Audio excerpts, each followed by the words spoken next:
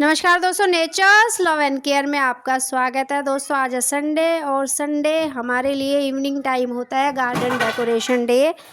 हम गार्डन में आज लगाएंगे एक प्यारा सा छोटा सा मेहमान दूसरे गमले में, जो कि नया फैमिली मेम्बर है हमारे गार्डन के लिए। एडीनियम की हाइब्रिड ये वैरायटी है हाइब्रिड। इसके लिए हमने क्या लिया, पोट जब आप पौधे को ट्रांसफ़र करते हैं तो उसके लिए क्या मेन 3 ही थिंग्स रिक्वायर होती है। पहली होती है गार्डन सॉयल, फिर हम लेते हैं उसके लिए जो भी कोकोनट पीट है या जो कोकोनट के ऊपर के जो छिलके कोयर, उसको हम छोटे छोटे कैंची से छोटे छोटे टुकड़ों में काट कर उसको मिट्टी में मिला लेते हैं। और घर के फलों के छिलके, सब्जियों के छिलके से जो हम कंपोस्ट बनाते हैं दोस्तों, वो कंपोस्ट मेरे गार्डन में जितने भी फूल इतनी गर्मी में भी आ रहे हैं वो सारे घर के खाद के द्वारा ही आ रहे हैं। दोस्तों अब मिट्टी को तैयार कर लेना है। सबसे पहले हम गार्डन सॉइल ले लेंगे। उसके बाद ये देखिए आप, ये है जो हमारा खुद का घर का बनाया वर्मी कंपोस्ट आप कह सकते हैं। ये है गोले का जो नारियल के ऊपर का जो छिलका होता है, उसको छोटे छोटे टुकड़ों में हमने काट लिया है, ताकि जो वाटर का एब्जॉर्प्शन है, जो वाटर रिटेंशन है मिट्टी में, वो बनी रहे। क्योंकि गर्मियों में मिट्टी बहुत जल्दी सूखती है और बहुत जल्दी पानी इवेपोरेट होता है, जिसकी वजह से पौधे सूखने लगते हैं, जलने लगते हैं। तो जो हमने ये गोले का जो छिलके को छोटे छोटे पीसेस में काट के इसमें जो रेशो को डाल रहे हैं, ये वाटर रिटेंशन में बहुत हेल्प करेगा पौधे की। और पौधे की जो रूट्स है वो हेल्दी रहेंगी, मॉइस्चर उनमें बना रहेगा और वो इजीली सूखेंगे नहीं। दोस्तों मिट्टी को बनाने का एक तरीका होता है। जब भी आप किसी भी पौधे को एक गमले से दूसरे गमले में ट्रांसफ़र करते हैं तो कोशिश कीजिएगा उस गमले में, अगर नया है गमला तो कोई प्रॉब्लम नहीं, लेकिन अगर आपके गार्डन में पहले से मिट्टी से भरा गमला रखा है तो कोशिश कीजिएगा उस पूरी मिट्टी को लूज़ कर लीजिएगा और बाहर निकाल लीजिएगा। हमें फ्रेश मिट्टी बनानी होती है, क्योंकि जो न्यूट्रिशन उस गमले में थी उसमें ऑलरेडी जो पौधा लग रहा था, जो सूख चुका है, वो ख़त्म कर चुका होगा। तो फ्रेश न्यूट्रिशन की रिक्वायरमेंट होती है न्यू प्लांट जो आप ट्रांसफ़र करते हैं। आज हम दोस्तों एडीनियम को ट्रांसफ़र करेंगे और मिट्टी को इतना सॉफ्ट, इतना अच्छा बनाए कि मिट्टी में कोई भी पत्थर कुछ भी अगर आपको लगता है कि पौधे के लिए सही नहीं है, उसको हटा दीजिएगा। ये देखिए, ये बहुत छोटा सा गमला, आप कह लीजिए ये एक हाथ में आ जाता है, छोटा सा गमला है। और एडीनियम है फैलने वाला पौधा, मतलब एडीनियम को आप जितनी स्पेस देंगे एडीनियम उतना ज़्यादा ग्रो करेगा, उसका कोडेक्स उतना ज़्यादा बड़ा होगा, उसमें स्टेम्स उतने होंगे और जितनी स्टेम्स उतने फूल।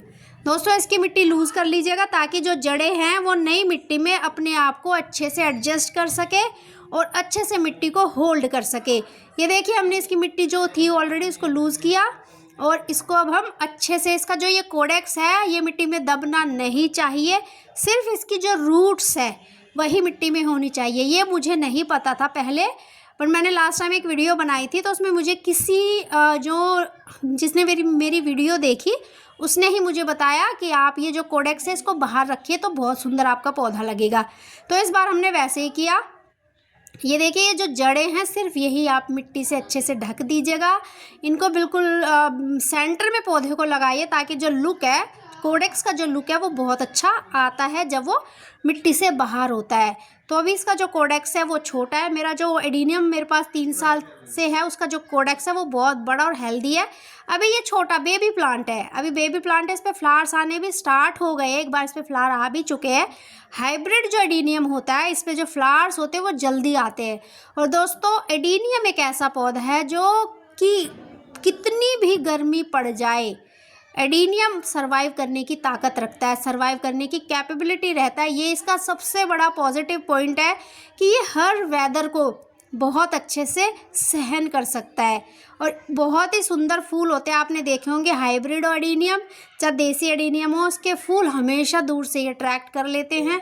अब ये देखिए, इसका छोटा सा जो कोडेक्स है ये मिट्टी से बाहर है, तो ये मिट्टी से जब जैसे ये फैलेगा और एक शेप लेगा गमले में, तो इसका जो लुक होगा वो एक बिल्कुल अलग होगा। और ये पौधा क्योंकि घना भरा हुआ है, चारों तरफ से जो इसमें स्टेम्स है वो बहुत सारी हैं, भरा हुआ पौधा है। तो अब सोचिए, जब ये छोटा सा पौधा जब चारों तरफ से सुंदर सुंदर हाइब्रिड एडीनियम फ्लावर से भर जाएगा तब कितना सुंदर लगेगा और हमारे गार्डन की शान को कितना गुना कर देगा। तो इसी तरह से आप अपने गार्डन में कोई भी अगर आप नया गमला लाए हैं तो हमेशा ये देख लीजिएगा कि वो जो पौधा है उसे बड़े गमले की रिक्वायरमेंट है या छोटे गमले की रिक्वायरमेंट है। क्योंकि अगर आपने उस गमले को बड़े गमले की रिक्वायरमेंट है और उस पौधे को आपने छोटे ही गमले में ऐसे छोड़ दिया तो जितना ग्रोथ वो कर सकता है, जितना अच्छे से ग्रो करके फ्लावरिंग वो दे सकता है, वो नहीं मिल पाएंगे। दोस्तों जैसा कि मैंने बताया भी है कि गर्मियों के लिए सबसे अच्छे फर्टिलाइज़र राइस वाटर एंड जो भी केले के छिलके से बनाया गया लिक्विड फर्टिलाइज़र, ये मैंने देखे, ये डिकम्पोज किया मैंने 24 आवर्स। एक दिन पहले मैंने ये रखा, जैसे कल मैंने रखा था शाम को और आज शाम को मैंने इसको पौधे में दिया है ताकि इसके अंदर की जो शुगर है वो जड़ों को ख़राब ना करे।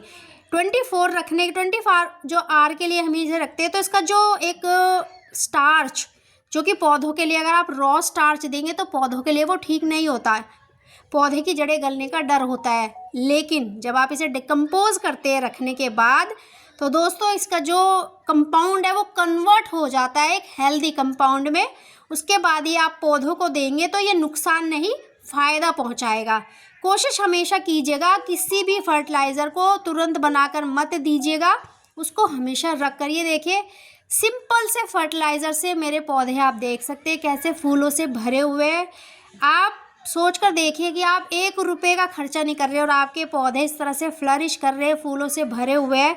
तो ये सिर्फ आप जब गार्डनिंग करते हैं तो ये छोटी छोटी टिप्स आप समझने लगते हैं और अपने पौधों पे अप्लाई करके इसी तरह से अपने पौधों से फूल लेते हैं।